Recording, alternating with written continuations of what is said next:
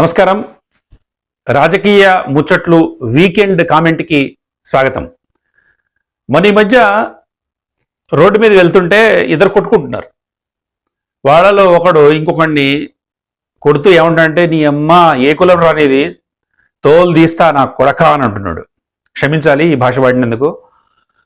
ఈ బూతులు ఇది చూడగానే నాకు మన లోక్సభ, తెలంగాణ అసెంబ్లీ గుర్తొచ్చాయి. ఎందుకు గుర్తొచ్చాయి అనేది చెప్పడం ఈ వీడియో ఉద్దేశం. నిజానికి పార్లమెంట్ సమావేశాలన్నా, అసెంబ్లీ సమావేశాలన్నా కూడా అక్కడ చట్టాలు చేస్తారు, బిల్లుల మీద చర్చ జరుగుతుంది, మన ప్రజలకు ఉపయోగపడే అంశాలు ఏవో జరుగుతాయి, విధానపరమైన నిర్ణయాలు తీసుకుంటారు అని మనం అనుకుంటాం. ముఖ్యంగా బడ్జెట్ సమావేశాలు అనగానే ఇంకా ఆశలు మొలకెత్తుతాయి. ఈ బడ్జెట్లో మనకి ఏం జరుగుతుంది, ఏం డెసిషన్స్ తీసుకుంటారు, ఏ రంగానికి ఎంత కేటాయింపు అని ఆసక్తి అందరికీ కదులుతుంది. ఇక్కడ పార్లమెంట్లో బడ్జెట్ ప్రవేశపెట్టారు నిర్మలా సీతారామన్ గారు 7వ వరుసగా, అదొక రికార్డు. ఇక్కడ రేవంత్ రెడ్డి గారు కొత్త ముఖ్యమంత్రి, ఉత్సాహవంతుడు, యువకుడు, ఆయన బడ్జెట్ ప్రవేశపెట్టారు. బట్టి విక్రమార్క గారు ప్రవేశపెట్టారు ఉప ముఖ్యమంత్రిగా, ఆర్థిక మంత్రిగా. ఈ రెండింటి సందర్భంగా జరిగిన చర్చల్లో అయితే మామూలుగా అయితే కొద్దిగా సెన్సికల్ డిస్కషన్ అయితే ఈ సెషన్స్లో ఏం జరగాలంటే ఈ పద్దుల మీద చర్చ జరగాలి. ఈ పద్దులో ఇంత పెట్టారు, ఈ విషయాలు మర్చిపోయారు, ఇది యాడ్ చేయండి, దీన్ని అడ్జస్ట్ చేయండి అని చెప్పాలి.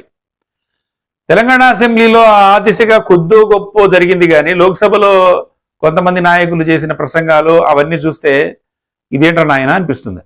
ముఖ్యంగా లోక్సభలో ప్రతిపక్ష నాయకుడు రాహుల్ గాంధీ గారు ప్రధాన ప్రతిపక్ష నాయకుడి హోదాలో చేసిన ప్రసంగాలు, దానికి ధీటుగా బీజేపీ నాయకులు చేసిన ప్రసంగాలు కూడా చాలా ఉద్విగ్నంగా, ఉద్రిక్తంగా సాగాయి. ముఖ్యంగా పార్లమెంట్లో, ముఖ్యంగా లోక్సభలో విపక్ష నాయకుడు రాహుల్ గాంధీ గారు పద్దులు లెక్కల గురించి మాట్లాడకుండా ఆయన తన దాడిని కొనసాగిస్తూ బీజేపీ ప్రభుత్వం మీద ఆయన శివుడి గురించి, పద్మవ్యూహం, మహాభారతంలో ఉన్న పద్మవ్యూహం గురించి, దాన్ని చక్రవ్యూహం అని అంటారు. పద్మం అనేది బీజేపీ గుర్తు కాబట్టి ఆయన పద్మవ్యూహం అని కూడా చేర్చి దాని మీద చేసిన ప్రసంగం కొంత ఆసక్తికరంగా, వివాదాస్పదంగా ఉంది. ఆయన ముఖ్యంగా రాహుల్ గాంధీ గారు కులగణన జరగాలని, రైతులకి ఎంఎస్పీ ప్రకటించాలని గట్టిగా వాదిస్తున్నారు. దానికి సంబంధించిన గణాంకాలు వివరించి లాభాలు నష్టాలు చెప్పి దాన్ని డిమాండ్ చేస్తే అది ఒక రకంగా ఉండేదేమో. కానీ ఆయన దాన్ని ఒక నెరేటివ్ బిల్డ్ చేస్తూ ఏం చెప్పారంటే, ఇప్పుడు భారతదేశంలో ప్రజలందరూ కూడా పద్మవ్యూహంలో చిక్కున్నారు, రైతులు, సైనికులు, యువకులు అందరూ కూడా, వీళ్ళందరినీ పద్మవ్యూహం నుంచి బయటపడేయటమే మా ఉద్దేశము. ఈ పద్మవ్యూహంలో లక్షల మంది చుట్టుముట్టినప్పటికీ కూడా మధ్యలో ఉన్న 6 ముఖ్యం అప్పట్లో. ఇప్పుడు ఆధునిక పద్మవ్యూహంలో కూడా 6 ఉన్నారని చెప్పి ఆయన ప్రధానమంత్రిని, హోంమంత్రిని, ఆర్ఎస్ఎస్ చీఫ్ని, వాళ్ళందరినీ ఆ పద్మవ్యూహంలో అభిమన్యుడిని చంపటంలో కీలక భూమిక పోషించిన వారిగా చెప్తూ మన ఈ వ్యాపార దిగ్గజాలను కూడా ఆయన వదలకుండా అదానీ, అంబానీలను కూడా ఆయన ప్రస్తావించారు. ఇది చర్చకు దారితీసింది. కులగణన మీద ఈయన మాట్లాడడం, పైగా బడ్జెట్ తయారు చేస్తున్నప్పుడు హల్వా పంచిపెట్టారు. ఆ హల్వా పంచిపెట్టిన వాళ్ళలో ఎంతమంది అధికారులు గిరిజనులు ఉన్నారు, ఆదివాసీలు ఉన్నారు అన్నారు కదా. ఒక రిడిక్యులస్ ఆర్గ్యుమెంట్. ఏదో ప్రభుత్వాన్ని ఇరుకుని పెట్టాం. ఇప్పుడు బడ్జెట్ కేంద్ర ప్రభుత్వంలో ఆర్థిక శాఖ ప్రవేశపెడితే ఆర్థిక శాఖలో ఉద్యోగులు ఎంతమంది ఉన్నారు, ఎవరిని బట్టి ఉంటుంది. అంతే తప్ప దీంట్లో బడ్జెట్ మీరు పంచిపెట్టిన వాళ్ళలో వీళ్ళు లేరు, ఆదివాసీలు లేరు, కాబట్టి మీరు ఆదివాసీలకి ఎక్కువ ఇవ్వలేదు అనడం అది కొద్దిగా అర్థవంతంగా అనిపించలేదు నాకైతే. అయితే అది ఒక పార్ట్. రెండో పార్ట్ ఏంటంటే, ఈయన కులగణన మీద మాట్లాడుతూ ఉండి ప్రభుత్వాన్ని ఇరుకుని పెట్టడంతో ఈ బీజేపీ నాయకులు నిజంగానే ఒక పద్మవ్యూహం పన్ని అనురాగ్ సింగ్ ఠాకూర్ అనే మాజీ మంత్రి, ఇప్పుడు హిమాచల్ ప్రదేశ్ నుంచి ఎంపీగా ఉన్నారు, ఆయన రంగంలోకి దించారు. ఆయన రాహుల్ గాంధీ గారి మీద అటాక్ చేస్తున్నప్పుడు సభలో సీనియర్ నాయకులు ఎవరు లేరు. అది కాకతాళీయమో లేకపోతే వ్యూహంలో భాగమో కానీ ఎవరు లేకుండా కులగణన మీద ఈయన అటాక్ చేస్తూ ఏమన్నాడంటే, కులం గురించి, ఆయన కులం ఏంటో తెలియని మనిషి కులగణన గురించి చేస్తున్నాడు, ఇదేంటి అని అన్నాడు రాహుల్ గాంధీ గారిని ఉద్దేశించి.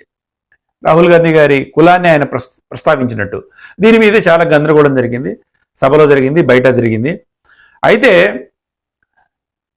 దాంట్లో తొలగించిన కొన్ని వ్యాఖ్యలు కూడా ఉన్న వీడియోని ప్రధానమంత్రి గారు తన ఎక్స్ పోస్ట్లో పోస్ట్ చేయటం అనేది కూడా వివాదానికి దారితీసింది. ఇది చూస్తే ఈ కులాలు మతాలు వ్యవహారాలు ఏదో ప్రచారంలో మాట్లాడుకున్నారు, అయిపోయింది. కానీ దాన్ని కూడా అసెంబ్లీ పార్లమెంట్ సమావేశాల్లో కూడా తీసుకొచ్చి కుమ్ముకోవటం కొద్దిగా ఇదేంట్రా నాయన అనిపిస్తుంది అనమాట. అట్లా కాకుండా ఇంకా కొద్దిగా అర్థవంతమైన చర్చ జరిపితే బాగుండేది. అది లోక్సభలో వ్యవహారం. ఇక తెలంగాణ అసెంబ్లీలో అంతా బాగానే వాళ్ళకన్నా బెటరు, అక్కడికన్నా బెటరు. గత అసెంబ్లీ సమావేశాల కన్నా గత 10 ఏళ్లలో ఏకపక్షంగా సాగి ప్రతిపక్షం లేకుండా చేయాలన్న ఒక కుతంత్రాల నుంచి దానికి దూరంగా సాగింది సభ. రేవంత్ రెడ్డి గారి నేతృత్వంలో జరిగిన బడ్జెట్ సమావేశాలకి 70% మార్కులు అయితే ఇవ్వచ్చు. మంచిగా చక్కగా జరిగింది, అన్ని చర్చలు జరిగాయి పద్ధతుల మీద. వీళ్ళు అనుకున్నవి బడ్జెట్లో పెట్టారు. సరే, ఆ చర్చ వాదోపవాదాలు మామూలుగా జరుగుతాయి. చాలా వరకు కూడా బాగా జరిగింది.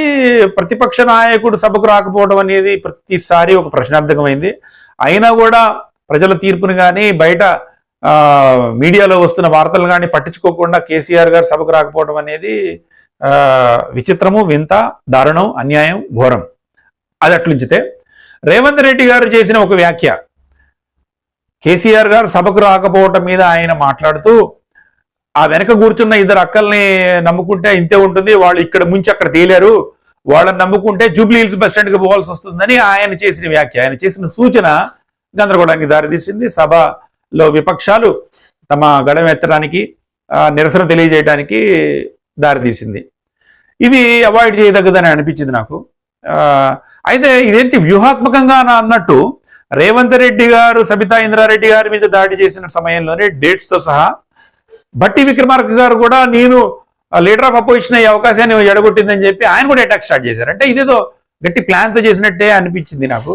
ఇది ఆ అక్కల్ని నమ్ముకోవద్దు అనే విషయం, ఇక అమ్మ అనే విషయం కూడా స్టార్ట్ అయ్యింది దానం నాగేందర్ గారి వ్యాఖ్యల రూపంలో.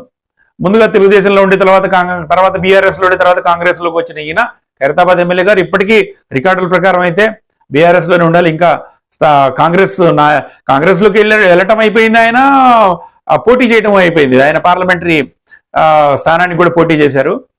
ఆయన చేసిన కొన్ని వ్యాఖ్యలు ఇవి మనం అనుకోవటం అనవసరము, ఎందుకంటే అన్ని చోట్ల ఇప్పుడు అన్పార్లమెంటరీ వ్యాఖ్యలు అనుకుంటేనే వాటిని అనుకోవటం అనేది మనకి సిగ్గుచేటుగా ఉంటుంది.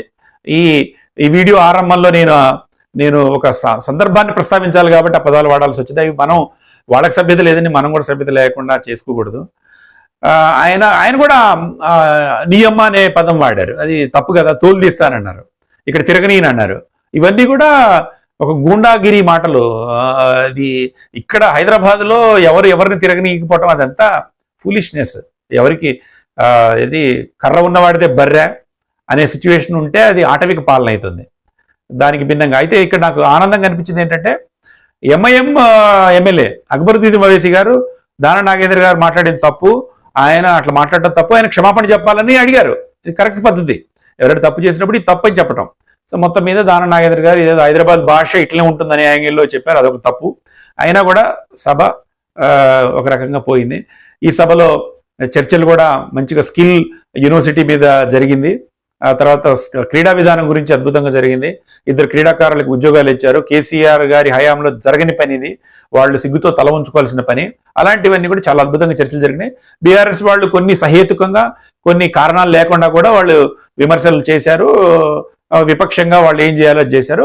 ఏదేమైనప్పటికీ కూడా కేసీఆర్ గారు సభకి రాకపోవడం అనేది బీఆర్ఎస్కి పెద్ద మచ్చ, వచ్చే ఎన్నికల్లో పెద్ద గందరగోళం జరగబోయే అంశం. ఇవన్నీ చూస్తే కూడా ఇంకా ఒక అర్థవంతమైన చర్చ జరిపి ప్రజలకు ఉపయోగించేట్లా జరగకపోవడం బాధ కలిగిస్తుంది. ఇది అమానుషం అనిపిస్తుంది. దీనికి ఎవరు తప్పు పట్టాలా? మనమే తప్పు పెట్టుకోవాలి. మన చెప్పుతో మనమే కొట్టుకునే పరిస్థితి. ఎందుకంటే అర్హతలతో సంబంధం లేకుండా, యోగ్యతతో సంబంధం లేకుండా, ఆ రోజుకి ఎవడో డబ్బులు పెంచి పెట్టాడో వాడు డబ్బులు ఇచ్చి సారాయి ఇచ్చిన వాడికి ఓటేసే పరిస్థితి మారట్లేదు. కాబట్టి ఈ దుస్థితి వచ్చింది. ఎవరు పడితే వాళ్ళు ఇష్టం వచ్చినట్టు మాట్లాడే వాళ్ళు సభల్లోకి వస్తున్నారు. అయితే ఇది నిలువరించడానికి విద్యావంతులు ఇట్లా ఈ వీడియోలు చూసి ఎప్పుడు చూసినా సెల్ ఫోన్లు చూసుకొని వీడియోలు చూసే వాళ్ళు ఏం చేస్తున్నారని చూస్తే ఏమి చేయట్లేదు. చోద్యం చూస్తున్నాం, హాయిగా వీడియోల్లో 2-3 సార్లు వింటున్నాం, అంతే తప్ప చేస్తున్నది ఏం లేదు. ఏదేమైనా విద్యావంతులు కూడా ఇలాంటి మతాల గురించి, ఎప్పుడు మతాల గురించే, కులాల గురించి కొట్టుకోవటం, నీ ఏదేంట్రా కుర్రం అని అనుకోవడం, నీ అమ్మ నువ్వేంట్రా అనుకోవటం, ఇలాంటి వాళ్ళ విషయంలో జాగ్రత్త వహించాలని విద్యావంతులు సాధారణ ప్రజలకి అవగాహన కల్పించాలా. అప్పుడు మాత్రమే మనం పటిష్టమైన ఓ ప్రజాస్వామ్యాన్ని నిర్మించుకోగలుగుతాం. అప్పటి వరకు కూడా ఇలాంటి శక్తులని చట్టాలు చేసేవాళ్ళని భరించక తప్పదు. అది ఏం చేస్తాం. భారతదేశంలో పరిస్థితులు ఎప్పటికైనా మారతాయనే ఆశావక దృక్పథంతో ముందుకెళ్లాల్సిన సమయం.